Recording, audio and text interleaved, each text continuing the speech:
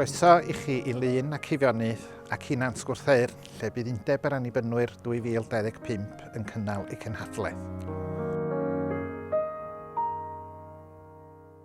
Mae'n bentra hudolus ofnadwy'n bentra ardderchog, pentra distaw, tawal, gyda'r holl adnoddau fedrwn ni gael yma ar gyfer yr undeb yn flwyddyn nesaf.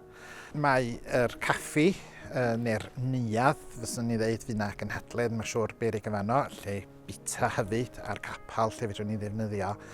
O ran stafelloedd yn hunan arlwyo ac hefyd yn en-suite. Mae'r cylwystera yn hwylus ac yn hawdd iawn i gynnal cynhadledd yma. Dydy o ddim eisiau mynd o unman efo car yma, mond dŵad ac aros yma.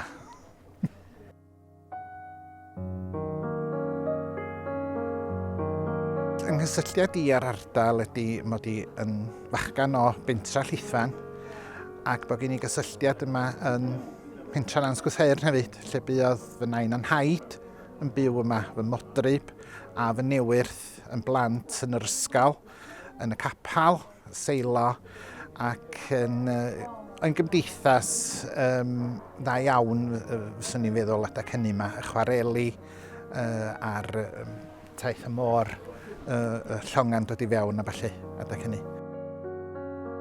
Mae'n braf iawn yma. Dowch yn llu i'r undeb flwyddyn nesaf, swn i'n awgrymu chi ddŵad.